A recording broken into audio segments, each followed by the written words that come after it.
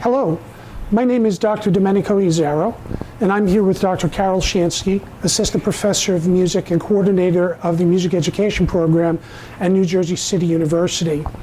This is a first where we hope to be a series of discussions about basics in particular areas of music education, in particular dealing with instrumental music ed. I happen to be a percussionist, but also teach instrumental music.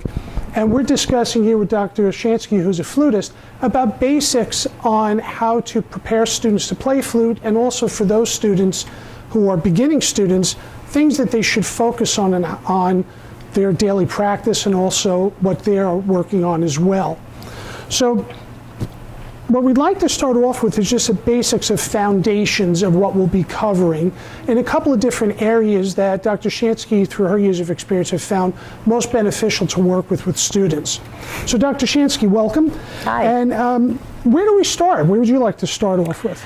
Well, putting the flute together. Honestly, some of the problems with people getting a decent sound or any sound out of the flute is because maybe the flute is not put together the way it should be, optimally, or sometimes in the course of putting it together, things happen, keys get bent and so on. So I thought maybe we could just start there. That'd be great. So we have the flute in its open case here. I'll just show the viewers so you can see what I'm talking about.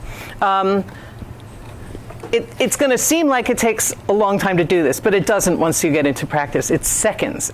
And putting the flute away, which if you have a minute, we'll go over that. It's only seconds that can save you time and money later. So, you know, in taking there's three parts to the flute, right? The head, the body, and the foot. That's what we call them. Right. Taking the body out, you see how I'm doing it, I'm not touching any keys. I'm on what's called the barrel.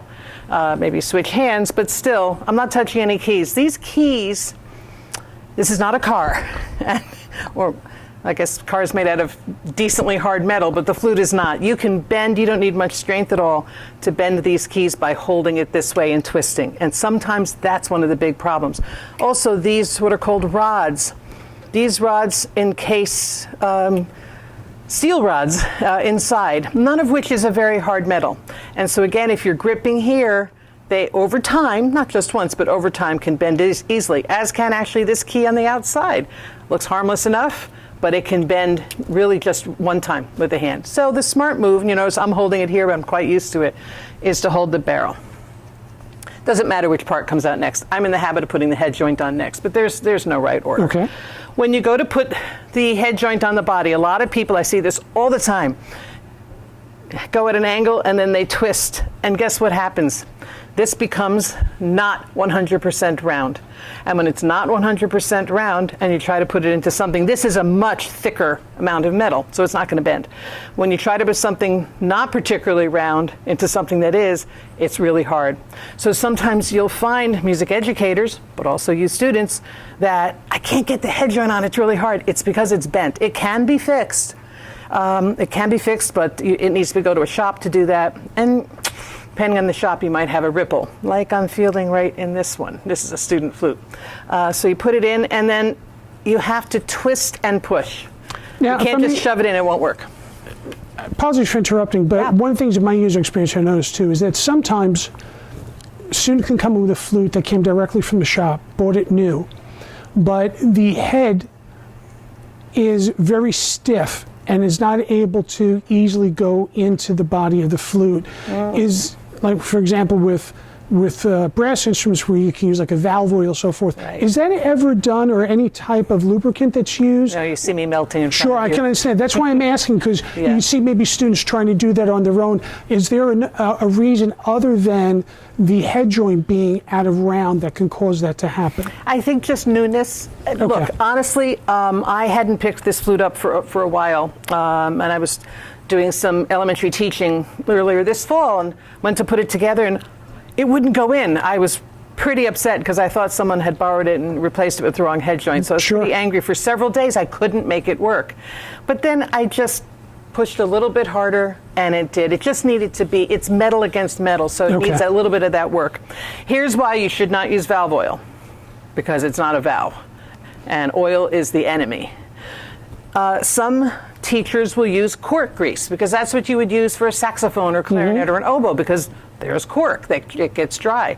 Well, this isn't cork. Right. Cork grease is kind of like chapstick or similar product, Right.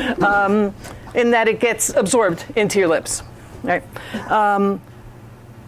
Nothing gets absorbed into metal. So it gets absorbed into the cork just like it gets absorbed into your lips. So the problem is it's a quick fix. Flute can go together, no problem. Off you go, have your lesson, have band. But then it sits there. And then what ends up happening is you get I wonder if there's any in here. Probably, no, because I take good care of my instrument. But you'll find over time you've got yucky, greasy, and that just makes this really hard. So you just have to work very hard. One trick of the trade, honestly, if it's just super hard, temperature has a lot to do with it. Metal expanding and contracting, Absolutely. right? So if you're in a hot band room, 85 degrees, that metal's expanded. That may be the problem. Just frankly, wipe your finger against your nose. Okay. Wipe it on here. Natural oils from the skin. Natural oils. You want to wipe it later, but that's what we're going to talk about. That Sure. would be much better than anything else, which is just going to cause other problems. Yeah. That's a really good question. I almost forgot about So now when you align the head into the body, I had been taught that to try your best to develop an imaginary line from the whole of the lip plate through the center of the keys. Do you prescribe to that as well? Yeah, do you what I do, recommend let me that? put on the foot joint because that will help me. So I'm going to get back to your question in a Okay. second. Let's just talk about the foot joint. Again, already these keys are a little bit high. And the height of the keys has an impact on the intonation overall of the instrument. You want to be careful. Again, you can hold it where there are no keys. I find you don't have enough leverage. If you simply put your palm, your knuckles there, over the keys and close them, now you can hold it securely. Notice how I instantly turned my hand, turn and push. And now you have it, you're not bending any keys. Okay. Okay, so step one then, so before we answer your question is, generally, depending on the hand size, you line up the little ball here at the end of the joint about Where halfway the E flat up the key is, right? Yes, yes, exactly. No, but the little ball. The ball of it, right. About halfway, cutting this key about halfway. Okay. Okay, a lot depends on So your. right about there. Right about. You notice I keep Okay. qualifying that because Yes. if you have particularly small hands, you can certainly move it. It's not a. So there's no must be. hard rule about that, depending upon the person's stature, how big or Without a small their doubt. hands are. I don't even keep mine right there. I have somewhat smaller hands, so I move it. It just depends. Which leads us back to your question. You're right. You want to line this whole, again, it's not a hard and fast rule. It's a Right. guideline that you line up this hole. I just line it up with this key. Okay. But you know what? I'm very bad at imagining a line. It's just not where my head goes. What I do, honestly, is I put my fingers, a little trick, put my finger right here under the lip plate. Okay. Why? Now any glare from lights is gone. Because when I look down there without anything blocking, I just see lots of shiny silver lights. So I put my finger here. I can very clearly see the hole. This head joint's a little tough. Turn the head joint. And I just line it up with the what's called C-sharp key. And that should get you in the ballpark. Okay. Once again, that can change depending on lip size. We don't all look alike. Right. And you could have very full lips, you could have very thin lips. Neither one means you can't play the flute, but it does suggest a different placement. Some of it does have to do with hand and arm position, how you hold your head. There's many different factors. So the guideline is about here. In all truth, full disclosure, I turn mine way in. I'll be honest with you. Okay. Which means my flute on its own is probably flatter than others, but I know how to boost the pitch otherwise. So there's a lot of different factors. But look, and this is to the music educators out there, you've got a class of 10 flute players, you can't customize it right off the bat. Right. So stick with these guidelines at first, and then you adjust as the students get more used to playing the instrument. So then why don't we go to the next step? So now that we have our flute assembled, how do you recommend posture for the student? See how I'm What's the sitting? first? Yes. So I started the piano when I was 5 years old.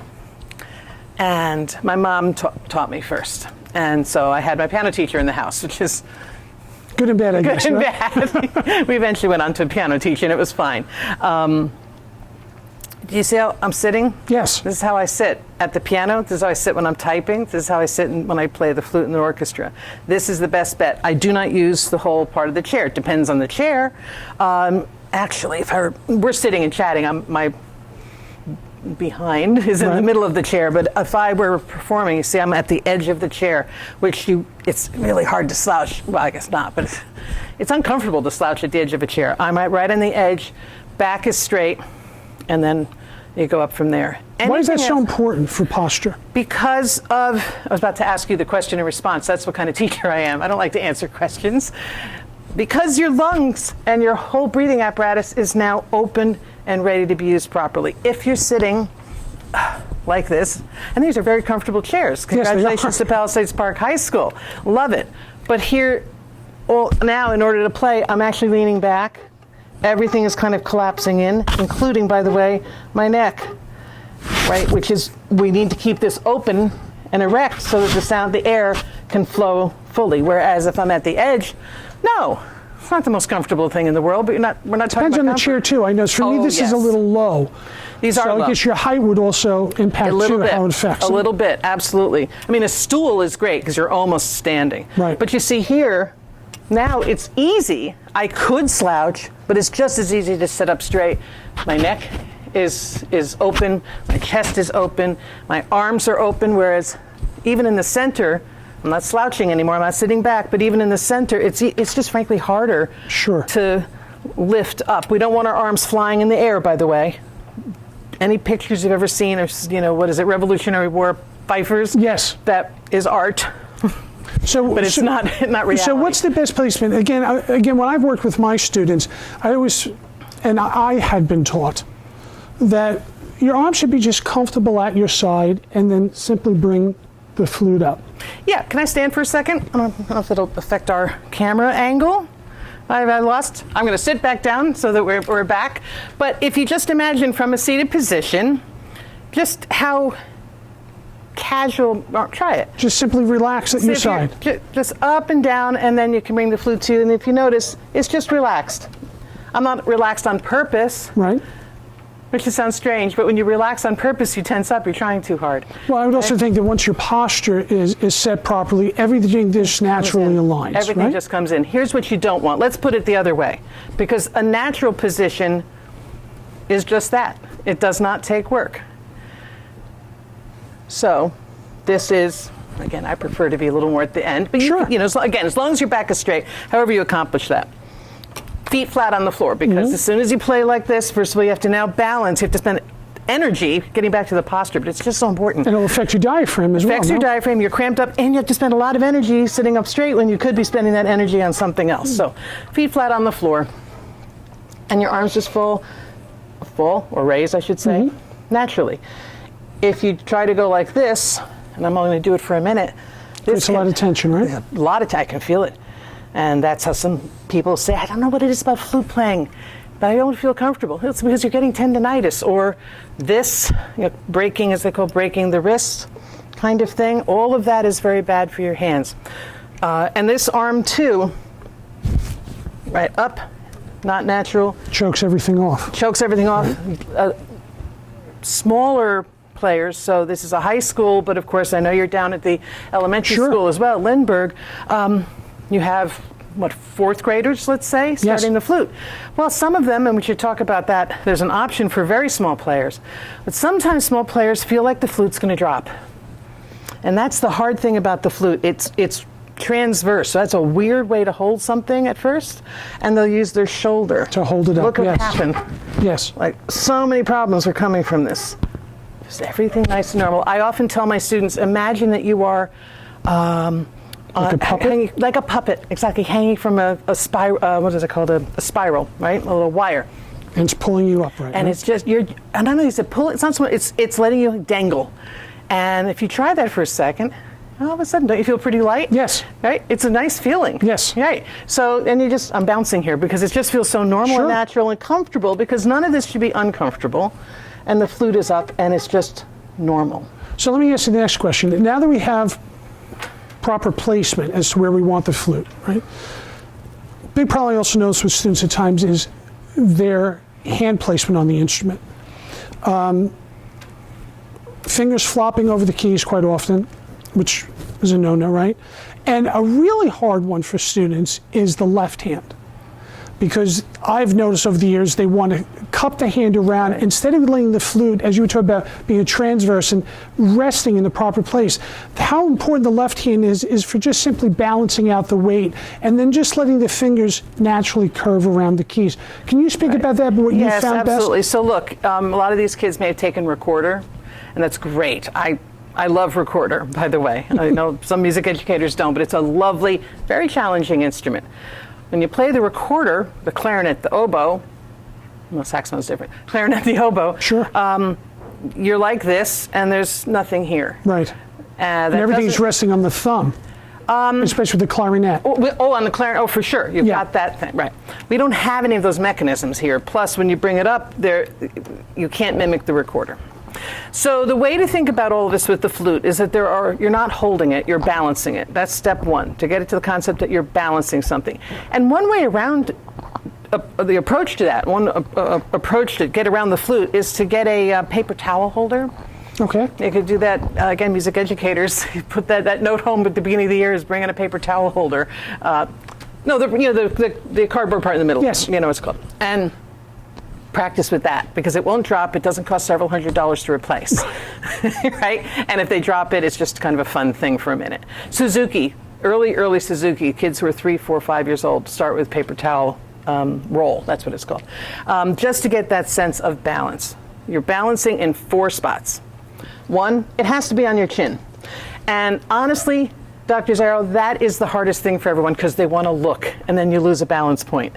And that's tough. So balancing on the chin, meaning there's a very teeny weeny bit of, I hate to use the word pressure, but for lack of a better word, force, going this way, right from your face, your face this way. Then there's that ever important left hand against the flute, then the thumb. It's important on the clarinet, as you said, equally important here. It's the thumb balances, and then that's why we have this what we call the E flat key.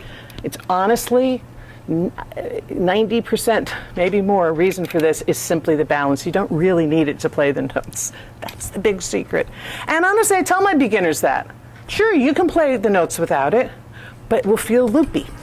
So you've got 4, see, I can't balance it. Right. Till my face is on, then look, no hands. Sure. And so that's something to be practiced.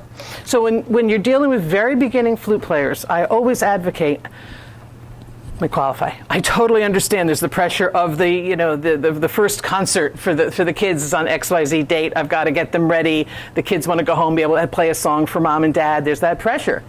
I think it's worth, and I'll show you something that you can do for that first song. It's worth spending a couple of lessons getting this stuff straight and firm. And then everything else just comes along. Falls into line. Really true. So that's the 4 spots. Now, that gives me an idea. Notice how I'm taking it off. I went by the barrel, twist and pull. Right. Always putting it back, and I always tell my students, when any part of the flute is in its case, the case is closed and locked. Even just one lock, because flutes fall out and then they dent. Most places if a flute is dented, it just doesn't look nice, but there are some spots where it could be a problem. Affect the pitch. This is a cool thing. This is called a curved head. It is the same length, ultimately, as what we call straight head. This is the traditional one, right? I don't know how to do it. I'm not a science. You can see how if you unwound it, same length. So acoustically, nothing changes. However, physically, and I have to tell you, this one's a little loose. So it's not going to stay on very well. There's a trick for that. If you use, I meant to bring some along. Plumber's tape, that's that white sticky tape that plumbers use to put pipes together. No, well, my father's a plumber. Oh, there you are. You know what I mean. You put that here, won't hurt the finish because there's no sticky, but it absolutely will hold the flute head on. All the big makers do that at flute conventions to try out. But look, well, let me just try to scoop it up a little bit. So that makes it easy for students who are smaller in stature. You see how much, now for me it's actually uncomfortable because I'm a grown-up. Right. Or I'm, more than Now, if a music teacher, for example, all my students, when they would come with their flutes, it's always with this standard head joint. Is it common to be able to get from a store when you're renting a flute a curved head joint like that? Is it common? It is possible. But it's not easy to obtain. A lot of times you have to purchase it, I would assume? I don't know. I think it depends on the music store. And Okay. I would think that your local dealer, if they know ahead of time, would probably be able to make that. I have seen students come with, it's oftentimes the combo, which is what you want. Is that common with particular companies more than others? Yes, so this is a Jupiter. Okay. And Jupiter actually now makes one. I don't own one because I don't need it. This is my daughter's. My daughter started on flute, so I got her one. They make one where the head joint, I'm trying to imagine it now.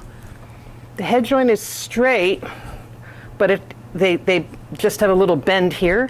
To shorten it. So which I think is a better solution because you can see some of the problems with that. I've seen this curve more so on alto flutes. Well, that Right. is common on alto flutes. It's quite debatable as to whether or not it's straight head or curved head is better. I play a curved head alto, and I get only compliments on my gorgeous tone, so it must be better. It's the most common on bass flute. They started off with bass flute because you cannot. Right, just too big. Then they started trying it sometimes in alto, and it goes half and half. People do both. And then Suzuki came along, frankly, and said, hey, we need to be able to start 5-year-olds on this. Right. And that came up. So Jupiter, Armstrong, I just looked this up the other day for some students. Jupiter, Armstrong. This is something that a music educator can easily look up online to find. Simple. Excellent. And I think they're not hard to rent. I don't think they're hard. I don't even think they're that much more expensive, if at all. It's just they're not going to necessarily order 100, but they can get them. They're not obscure. Excellent. So we've covered posture, we've covered hand position. So now the next thing, which is the hardest thing, is tone. Right. So one of the things that I found with my students is that many times they have difficulty knowing exactly where to place the flute. And again, this is just a technique that I found helpful, and I'm sure yours is going to be much better. But I had Essence told them it's kind of like kissing the flute, so to speak. So where the hole of the lip plate is, I would tell them to bring it up, and it almost feels like they're grabbing their bottom lip. And then as they roll down, holding it in position, it helped them to keep it in a proper position as best as possible without dipping too far down, too far in, and kind of creating a level platform that they're blowing across and not directly into. And I also recommend doing this a lot in front of a mirror because it really helped them to see that. What do you find to be the best way to do that with students? Because tone is such a difficult thing, and then we start talking about embouchure and this funny word called aperture and how this all works together. I guess I'm out of a job, Dr. Zaro. I would do very much similar. One idea would be something very similar. What I would tell music educators is, if you have something that works, just do that. Because it doesn't matter. The point is to get the flute in a spot and a tone produced. Keeping in mind that some things produce habits. And so the idea of, you notice I have the flute off, turned off for a reason. But putting it, keeping your lips just settled, putting this right across. The first thing I do, honestly, is have the students find that spot between the lip and their skin color, whatever that may be, that line, because that's where this has to go. Just find that. And sometimes that's enough, because if they see this and they know where that is, they can line up, they can kind of feel it, they get a sound. That often works. Especially with students who have just sort of average lips, as you do, as I do. It shouldn't often be a problem. Sometimes it is a problem. You're right. So my suggestion is try that first. It's a little more natural, and there's not very many bad habits that can come from it. Step 2, especially with someone with fuller lips, because it gets a little harder for them to find that, especially if their lower lip tends to jut out a little bit, like a little bit more out, which is a lovely look. We're all different. We're all different, absolutely. And look, the flute, the hardest thing about playing the flute is the tone. Not to suggest that it's simple to play the clarinet or sax, but you can get a honking sound out of one of them, where the flute you could go weeks and not get anything. Once you get it, you're in good shape. So that's step 1. Step 2 would be lips quietly together. Where do the lips meet?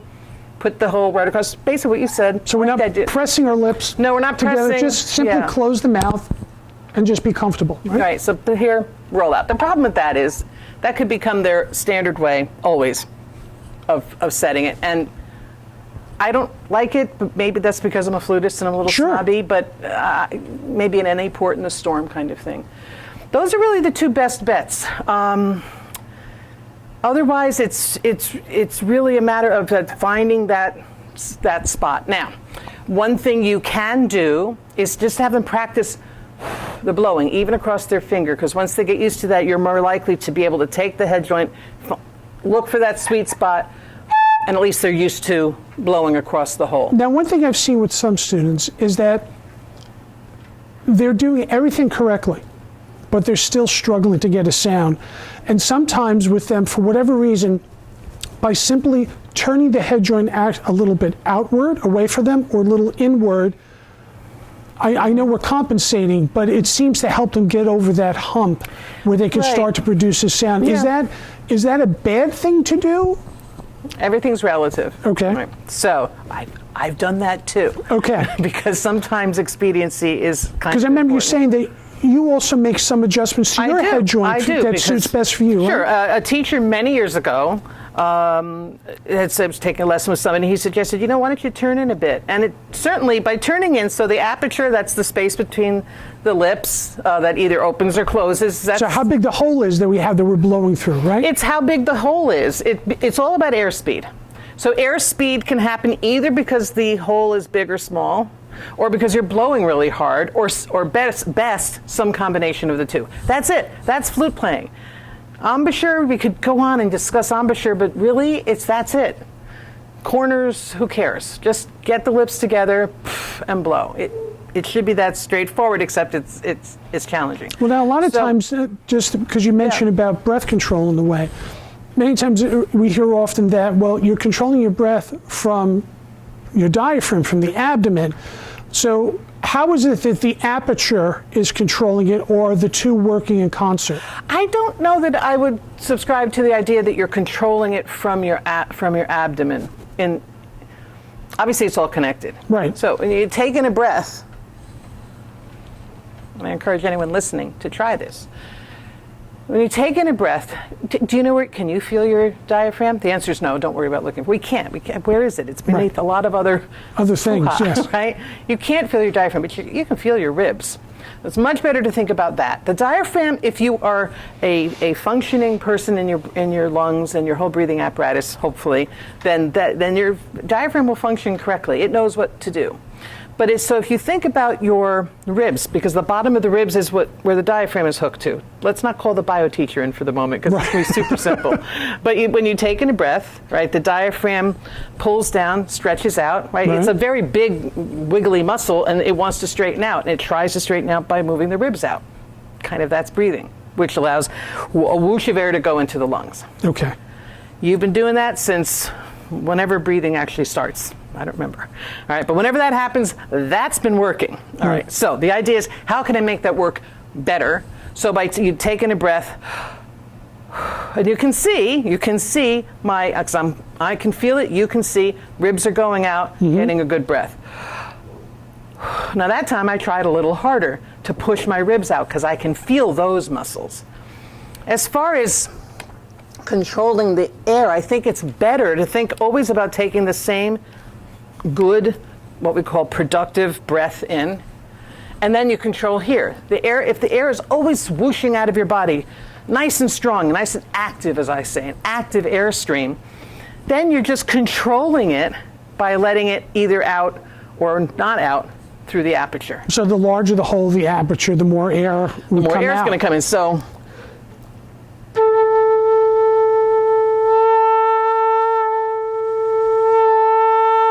I'm opening or closing, but which is also affecting your dynamic. It is. That's totally what it's affecting. Now, did I do anything down here? Oh, sure I did. And I was blowing harder. I pushed a little harder, the same way that you're getting to the end of that toothpaste tube. And you know, but so there is you a in little your bit, house, but on our house, we want to get the last bit out, right? Yes, yes. They make a product to push it out. Sure. I'm pushing a little harder, but the airstream was still strong. That's how my soft A. I took just a good big breath there, didn't I? So Right. I'll put my hand so you can see.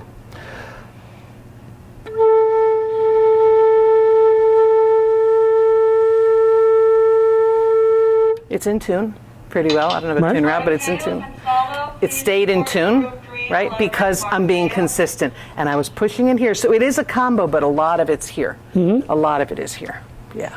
Now, how does the aperture assist in playing different octaves on the instrument, which is a big problem? Students, the hardest part for students I see from mine, it's not usually playing higher, it's usually playing lower on the instrument. Right. Because of how do you properly direct the air without running out of air too soon and getting a full tone coming out of the instrument? Yeah, so it again goes to airspeed. So a note goes higher or lower depending on how fast or slow the air is. It can go marginally higher and simply be a slightly out of tune note, sharp as we might call it. Right. Right? Or it can go substantially higher and pop up the octave. Or the converse. If you're getting the high note, it's more than likely because the aperture is too small. That's making the air go very, very quickly, and no matter how hard they try, they can't get the low one unless they blow lightly and softly, which is what's happening.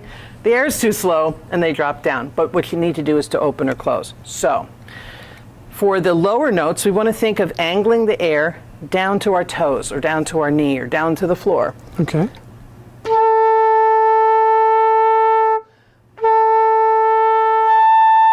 I'm going to go to the side so our viewers can see, and you can see. Sure. Low to high. What you're going to see is a change in my jaw. Because I'm changing the aperture, I'm changing the space between the lips. That's all connected to the jaw. You don't see this as well as you can see this. So low A.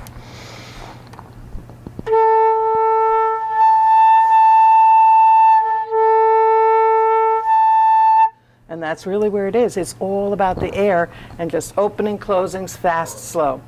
That's kind of hard for a 10-year-old, 11, 12-year-old to really conceive of. So thinking about low notes aiming down, it's like the louver blinds, right? That you. So when you speak by aiming down, I envision that are you shifting your lip, your top lip in essence to you are angling bringing down? your lower lip Inward and outward? Yes, but honestly, I have found if you get too technical about all this, you have people being too technical and having only frustration. If you just visualize aiming down, put your hand, as a teacher, put your hand down here. Obviously in the age of code, this might be a little more complicated, but still. I'm doing it kind of the wrong way. Yeah. And further away. Everyone has blown out a candle. Right. So instead of worrying about what you're doing with your lips, say, here's a candle. If you're allowed to use a candle in school, that would be great. But if not, here's a candle. They can imagine it. And I'm doing it without the flute, by the way. Get the flute out of the mix. It's already a problem. Or what about take like a sheet of paper? Or something like that. You can experiment with something. And then if you put the candle here, we're naturally going to do what we need to do with our lips to blow it out further away. Just apply that here. So we just have a habit of making things too complicated at times. I think we all do. I think that what I've found with so many music educators have asked me about flute.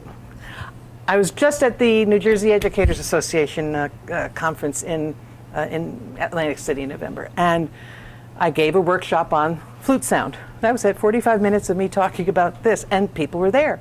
And they all said, none of them were woodwind players. Is that true? I think it happens none of them were woodwind players, but I'm fine with the clarinet, I'm fine with the saxophone, but it's the flute. It's always but the flute. Why? Because it's not a clarinet or sax. We're in the same family by virtue of history. Right. But it isn't, and people have so much trouble in there. I read comments and so on, people are talking about the corners of their lips and the middle of their lips and what do I do with this and how would I do with that. And my feeling is these kids are 10 or 11 or 12 or 15 or 16 or 30 or 40. Everything is too complicated for everybody. So I absolutely feel that visualization helps more than anything else. I was reading a really great book on woodwind playing by a wonderful bassoonist, Kim Walker. She's really quite well known. She had to literally relearn, she was very famous, had to relearn how to play after a horrible accident. She wrote this amazing book on, she talks about bassoon, but she really stretches it to all woodwinds.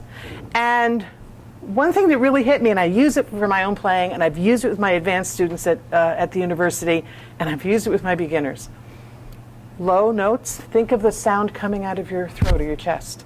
Of course it's not, but if you visualize coming out of here, I'm not playing my concert instrument, I'm still playing the student flute, which needs some repairs, so excuse the Which I think is also helpful too, because that's more commonly what students and teachers will be dealing with. Yeah, exactly.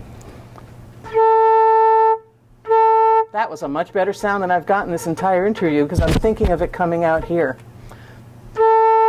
For the upper notes, think of it coming out, I don't know, the bridge of your nose, your head. I didn't think about my lips, I only think about the air. For those high notes, poof, right out the top of your head.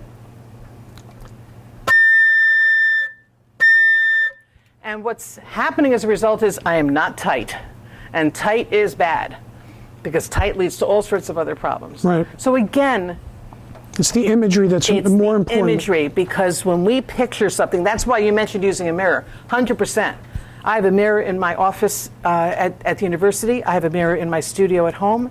Whenever I'm in a practice room teaching, I'm depressed when there is no mirror. I'm sure the vocalists are too. Because if you can see, for instance, I know what my aperture looks like because I've looked at it. And if you can see it, then you can imagine it later. Right.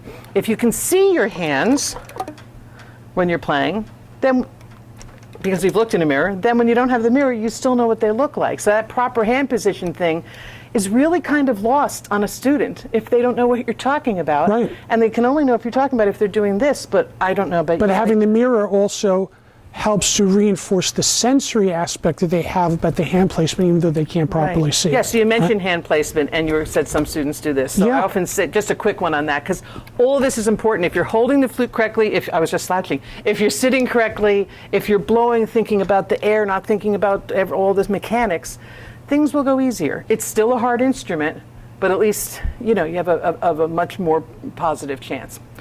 If you hold a glass of water, or you can go back to that paper towel tube. It's a paper towel roll, right? yeah. But if just everyone knows how to hold a glass of water. Right. Hold a glass of water, and then spill it out. Hold it. You don't hold a glass of water like this. Right. And honestly, you don't hold it like this either. Either way, it's going to have a mess on the floor. Yes. Right? But you hold it like this. Again, within normal parameters of anyone's hand, this is how you hold it. So here's how you hold it. And then you turn it and look very naturally. Yes. This is exactly, where's my thumb going? Where they're chasing, well, if you're holding a glass of water, I'm not sure how you could hold it like this. Right. You would hold it like this. So it's just pour out the glass of water. Again, the thumb can, there you go. Right. So that hand position, again, the E flat key is important for balance. Does have to go down, at least in those early years for balance.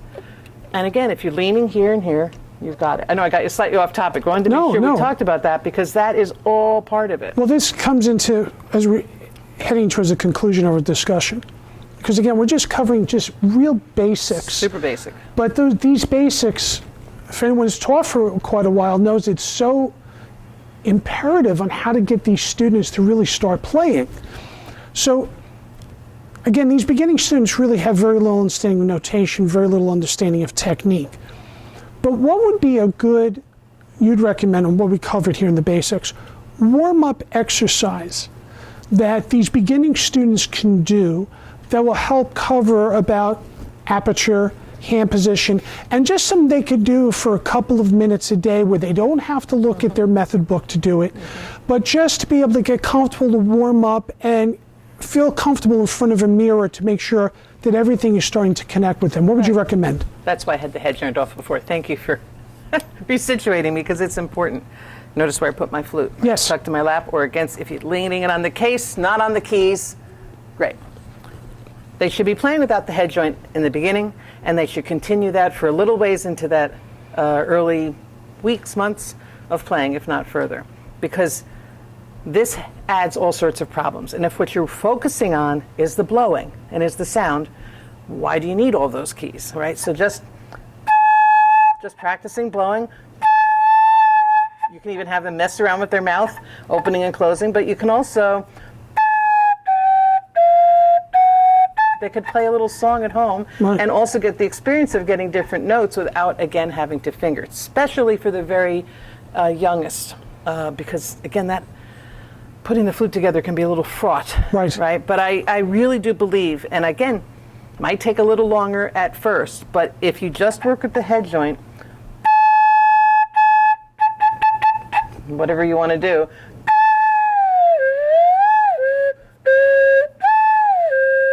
you can get lower notes and so on, and it at least gives them something to do. Now, one last thing, because I could hear you creating some staccato notes when you're playing. Another problem we run into is tonguing. And getting students to understand what tonguing actually is, I always refer to as, in essence, think about if you're saying the word to, where the placement of your tongue is. It's never out, right? It's right behind the teeth, and just gently as you blow. Right. Would you have any suggestions on something The that only would... thing is, I would get to it as soon as you possibly can. My Okay. one suggestion is, if you can do it from the first class, that would be great.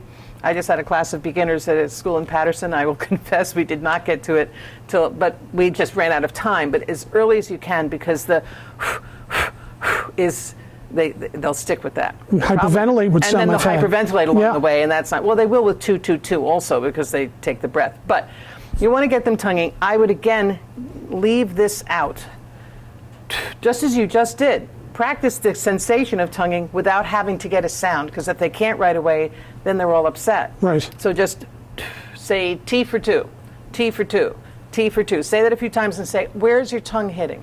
Identify that. So it's again the visualization. Right. They're now visualizing where their tongue is hitting. T for 2, T for 2, 2, 2, 2, 2, 2. And you work your way there. Use the finger as a fake flute. And do it for them and say, do you hear me? Now just imitate me. I'm not one for rote teaching very much at all, but I do buy into one little part of it, which comes from Suzuki, as a matter of fact, the mother tongue approach, right? Where we all learn to speak by hearing our mothers, our caregivers, and so on. Mostly, I think by the time you're in an elementary school music program, you can be taught the more conventional way, and it's fine. I think in this kind of a case, just imitate me. It's just, again, instead of going through the mechanics, do just what you just did. Well, modeling at times is a big part of what we're doing, It is a and part the of lot what of we're stuff we doing. teach, right? Absolutely. Traditionally, teaching from the French school, from anyone, they taught a lot by duetting and so on. Yeah. So an important part we were talking about before we started here, you and I were discussing about how important it is on taking care of the flute when you're putting it away when you're done. Yes. Pet peeve of mine. But it's an important pet peeve, because if the flute is in good working condition, then you know you're just working on the student.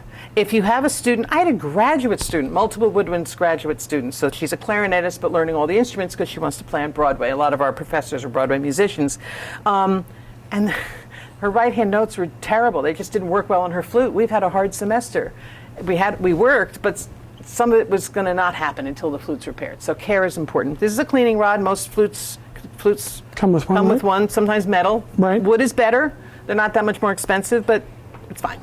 What's important, though, is that whether it's metal or wood, that it be completely covered. This rag, by the way, is just an old nightgown. You don't have to spend a lot of money. Men's handkerchief, a bandana, anything, all cotton. You put it in without hitting hard, because you don't want to move this. Notice I got a lot of extra. Wipe wherever metal is going to be rubbing against metal. That's how we avoid all that, what we call grease, but it's not. It's just metal bits. Right, in and out a little bit, shove it back and forth. Again, taking the flute apart carefully without touching on the keys, does not matter the order. And again, just like that, take the extra 2 seconds to wipe this. This is one of those spots where I often see that, and that flutes don't go together well. And then here, again, wiping where metal meets metal, and back. Why do we do this? You're not cleaning the flute. The flute didn't get dirty. There's no spit in there, despite what your students might think, unless they're spitting into the flute, in which case they need to stop doing that. Right. We're not cleaning it, we're swabbing it, because that water sitting on the pads will harm the pads, and if there's enough of it, it can even get into the mechanism. And that's from the moisture of our breath, simply from blowing. It's condensation. More science. So, as we mentioned earlier, you are also the coordinator of the music education program at NJCU. Can you just discuss a little bit about what is the music education program like at NJCU? Do we have a graduate program there as well? Yeah, sure. So the music education program at New Jersey City University has been around a really long time. The university itself started out as a teacher's college, as a matter of fact. So music ed is an important part of it. Our undergraduate program, you are not tracked vocal or instrumental. You're really learning both. You spend time in choir, spend time in band. You learn all the instruments and teaching methods, and it's a really great program, particularly focused on urban ed, and particularly focused on music programs that have the variety that our music programs have. It's a very real and realistic program. We've been really proud of the fact that we're really training students for today's classes. So that's our undergraduate program. And that's at New Jersey City University, is in Jersey City. So it's right It's not even that far from here, really. Right. We do have a graduate program. It's an online, fully online program because, frankly, driving anywhere at the end of a workday is not what teachers really want to do. So it's fully online, and we have, you designed one of our classes, an assessment, but it's curriculum focused. It's focused on development and revision of curriculum, which is what teachers are doing all the time, especially now. So every course, be it our sociology and cultural responsiveness course, which is a very unique course, there's no one else teaching that, our curriculum class, our philosophy class, pedagogy of music theory. We even have a class in administrative and supervision, if nothing else, so that you can understand what your boss is thinking Sure. and having to go through. It's not an easy job. And even a community music class, leading to the development of a curriculum project at the end that you will either use or aspire to use. So it's fully online, and depending on how many courses you take per semester, it take between 2 and 3 years to complete. That, we can discuss that. But it's a great program, and the students who are in it are really enthusiastic and just very happy about it. Well, and really, it's small, so you get a lot of personal attention. I really appreciate your time here because Thank you I know for I having me. learned about. If someone had any further questions for you, either about the flute or even about the music ed program at NJCU, what would be the best way for them to contact you? Well, like anything else, the best way is email. So I'm C. Shansky, CSHANSKY at njcu.edu, or you can go to njcu.edu and go through the academic programs. Doesn't And they'll take find long. you. Yeah, and just find the music ed program, and I'm right there. Excellent. Well, thank you again, and Yeah, thank you all thank for you. joining us. And before we go, it would be remiss if we didn't thank Mr. Lee Musler and all of his students in the media broadcast program at Palisades Park Junior Senior High School for filming this. Without their assistance, this would not be possible. And thank you again. And again, if you have any questions, please reach out to Dr. Shansky. She'd be more than happy to help. Thank you.